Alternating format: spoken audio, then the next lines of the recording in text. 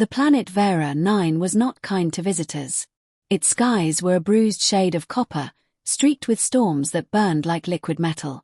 Sergeant Amora Cade pressed her back against the shattered remains of a landing shuttle, her pulse hammering in her ears as distant thunder echoed across the jagged canyons. Every instinct screamed at her to run, yet something in the wreckage shimmered, an unsteady blue glow, half buried beneath the twisted hull. She crouched low, moving over jagged metal shards, ignoring the acidic spray of rain sizzling on contact with the shuttle. "Just great," she muttered under her breath. Another dead world, another day. But the glow pulsed again, stronger this time, almost like it was calling her. Something alive. Something human, or at least humanoid. Amora shifted a large piece of metal aside and froze. Beneath the wreckage lay a figure. A woman, or alien, her skin pale against the dark rain, her hair a silver-white cascade tangled in debris. Her eyes were closed, and her chest rose and fell in shallow, uncertain breaths. "You've got to be kidding me," Amora whispered. Normally, soldiers were trained to prioritize mission objectives: evacuate, report, survive. But here, staring at the fragile figure, every rule she knew seemed irrelevant. Fear and a strange, inexplicable courage merged as she lifted the woman from the rubble. The second the alien's weight hit her arms, alarms in the stormed city above screamed, a deep, metallic vibration shaking the ground. Amora ducked into the remains of a nearby bunker, half carrying, half dragging the woman across jagged terrain. Inside, the bunker was little more than a shadowed cavern, with walls groaning under the storm's assault. Amora laid the woman on a cot and pulled out her medkit. The portable bioscanner chirped. Vital signs weak but stable. Compatible with human treatment, the device suggested with an unhelpful digital smirk. "Don't die on me," Amora muttered, pressing sterile cloth to the alien's wounds. She worked methodically, washing soot and blood, sealing lacerations, even humming a tune from home she hadn't heard in years. Hours passed like minutes. The storm outside became a background roar, unrelenting yet oddly rhythmic, almost like it was measuring time for them. Finally, on the third day, the alien stirred. Her fingers twitched, and her eyelids flickered open. Pale, iridescent eyes met Amora's gaze, alert yet cautious. "I am Lyria," she whispered, her voice a soft melody, layered with authority yet fragile like a leaf in wind. Amora smiled, relief washing over her. "Amora. Sergeant Amora Cade. And you are very much alive, apparently against all odds." Lyria blinked slowly, absorbing her surroundings, the storm, the dilapidated shelter. She tried to sit and winced. Amora instinctively offered her hand, anchoring her. "You've been out for 3 days," Amora said lightly, though her chest still raced. "I hope you're hungry. Ration bars and recycled water, don't faint from excitement." Lyria's ears, long and elegant, twitched faintly. A gesture that reminded Amora that this woman wasn't just another survivor. She was royalty, or at least, carried herself like it. The rescue. By the 5th day, Lyria could walk. The storm had tapered into a heavy drizzle. Amora had learned small details: the curve of Lyria's ears, the precise musical cadence in her speech, the way she studied objects with deliberate patience. Lyria asked about Earth. Amora described oceans, rain, skyscrapers, and coffee, exaggerating just enough to coax a faint smile from her. But the past Lyria carried remained locked behind her eyes. Amora didn't press. Some burdens couldn't be unraveled with words. Then came the signal. At first, it was faint, a pulse of harmonics she hadn't expected. Lyria froze, ears tilting sharply. "They're close," she murmured. Amora followed her gaze, seeing nothing but storm-tossed metal and rock. "Rescue teams." "They are mine," Lyria said softly, almost in apology. Moments later, the bunker door shook violently. Sparks flew as heavy armored figures forced entry. Amora raised her weapon instinctively, standing between Lyria and the intruders. "Don't fear," Lyria said, placing a hand lightly on Amora's shoulder. "You saved me. They will understand." The figures froze. Then, one by one, they dropped to their knees. Lyria stepped forward, her composure unbroken, radiating authority. Amora blinked. Whole armies kneeling. And she, a single soldier, had stood beside them. Return to Meridian.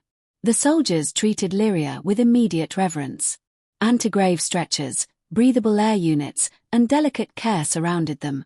Amora walked beside her as Lyria guided her through the wreckage to a waiting dropship, her hand brushing Amora's briefly, steadying herself yet communicating trust.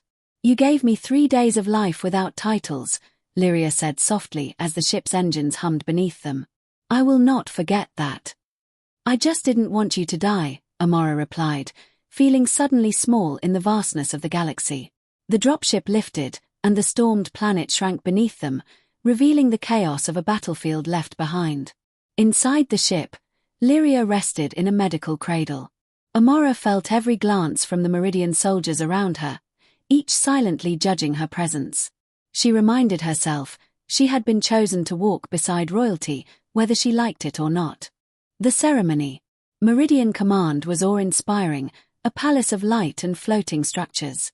Holo symbols glimmered, guards lined every hallway, and banners shimmered like liquid metals. Amora followed Lyria through the ceremonial hall, conscious of every glance from humans and aliens alike. The High Council rose as Lyria approached, each bow precise and unyielding. Then they looked at Amora. "Why does this human stand beside you?" one counselor demanded. Lyria's gaze met Amora's. "He saved my life when none of you knew I still breathed. He saw me as a person, not a symbol." A silence fell, heavy and reverent. Then the commander approached with a small glowing insignia. "For Vela altering the path of the throne," Lyria said, placing it on Amora's chest. Warmth pulsed through it like a heartbeat. Amora struggled to process the honor.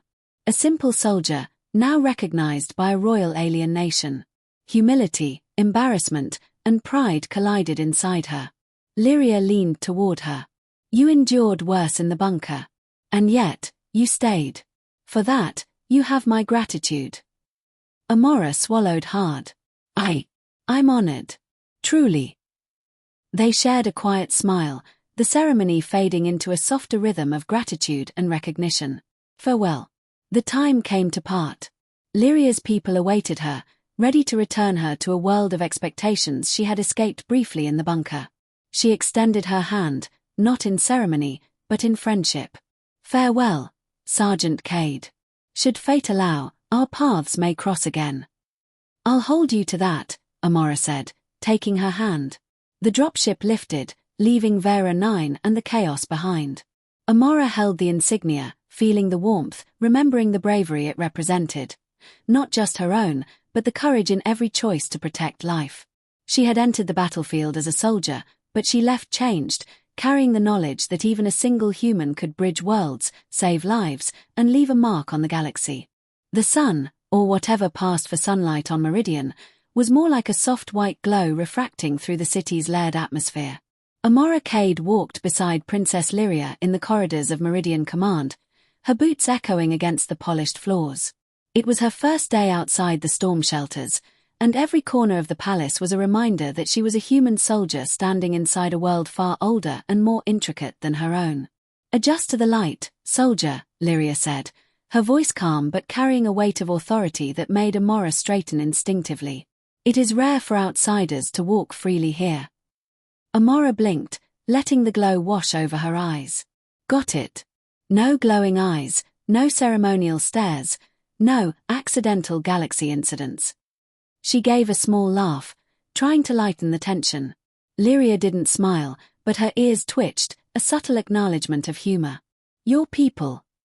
Lyria asked after a long pause, eyes scanning the corridors. "Do they follow orders well?" Amora smirked. "Depends on how loud I shout. They're used to chaos, but they get the job done." Lyria inclined her head, thoughtful. "Chaos is a luxury I cannot afford. Meridian does not forgive mistakes." Amora's jaw tightened. She understood that feeling intimately. War, rules, and survival had a way of making mistakes deadly. But she had also learned that the heart often decided more than regulations ever could. She had seen it in the bunker, when Lyria's life had hung in the balance. They entered a room glowing with holographic maps and symbols that shifted like living constellations. At the center of the room, the Meridian High Commander, A tall figure with silvered armor that caught every reflection awaited. "Your Highness," he said, bowing low. Then his gaze fell on Amora. "And you, the human who retrieved her from Vera 9. "Yes, sir," Amora said, standing straighter than she felt. The commander's eyes narrowed slightly, a blend of suspicion and curiosity. "You understand the position you occupy?" Amora swallowed. "I survive, sir, and apparently save lives along the way." Lyria stepped forward. "He does more than survive. He saved me when none of you believed I could live. That is worth more than protocol." The commander's expression softened, though a tension lingered in the air, one that Amora could feel like a storm in her chest. She didn't belong here, and yet she had been thrust into the center of Meridian politics, alliances, and expectations. "You have earned the title of Meridian Protector," the commander said finally. "But earning the title does not grant immunity. There are forces beyond the battlefields that will test loyalty and judgment." Amora's pulse quickened. Forces beyond the battlefield. She had already survived artillery, stormed planets, and near-death rescues. What could possibly be worse? Lyria's gaze flicked to her. "You will not face them alone. But you must understand, trust in Meridian is earned, not given." The Shadow Protocol. The next hours were filled with introductions, briefings, and technical explanations that made Amora's head spin. She learned of the Shadow Protocol, a secret initiative meant to secure planets critical to Meridian against hidden threats. Surveillance drones, stealth-class ships, and AI-driven strategic simulations formed the backbone of this operation. "Humans," one officer said quietly to her as they watched a holographic projection of the galaxy. "Your technology is crude. But your ingenuity, occasionally surprising." Amora nodded, not offended. Crude. She'd seen worse on Earth. And ingenuity was what had kept her alive. She glanced at Lyria, who studied the projection silently, her ears twitching at intervals as if picking up signals the humans could not detect. The projection highlighted Vera 9. Blinking red zones indicated unconfirmed hostile signatures. Amora's stomach sank. "That's my storm planet," she muttered. Lyria's hand brushed hers. "There is more to it than the storm," she said softly. "The forces that struck Vera 9 were not accidental. Someone sought to remove me, and my influence." Amora frowned. Who would attack a princess? And leave the planet, a mess like that? "Enemies of the throne," Lyria said. Her gaze was sharp now, calculating. "There are factions within Meridian that see my return as a threat." Amora's pulse raced. Internal threats. She had faced battlefields before, but political maneuvering with hidden enemies. That was a new kind of war. And she was smack in the middle of it. "Then we need a plan," Amora said instinctively. "If someone tried to kill you once, they might try again." Lyria nodded. "Which is why you must understand the Shadow Protocol. Its objective is to locate the source of the attack, neutralize it, and protect the throne without alerting the factions that may have orchestrated it." "Without alerting anyone," Amora repeated. "So stealth, espionage, possibly explosions." She tried to laugh, but it came out strained. Lyria's eyes held a quiet seriousness. Every decision matters. One mistake could destroy more than Vera 9. Preparation. Over the next 2 days, Amora trained with Meridian Tech, learning to navigate stealth systems, energy weapons, and anti-gravity reconnaissance drones.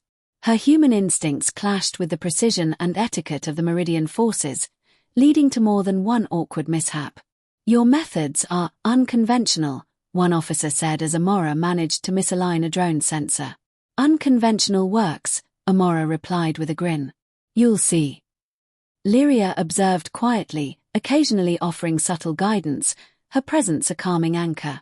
Amora began to understand why the princess inspired loyalty, not just authority, but quiet confidence that commanded without shouting. Finally, the day came to deploy. Amora and Lyria, along with a small escort, boarded a stealth-class Meridian ship designed to blend into the cosmos like a shadow. "This is it," Lyria said softly. "The path ahead is uncertain. Trust in your instincts, and in me." Amora nodded, adjusting her armor. We'll make it through. Somehow. The ambush. They entered orbit around a remote system suspected to house the faction responsible for the Vera 9 attack. Sensors indicated unusual energy readings on a small moon.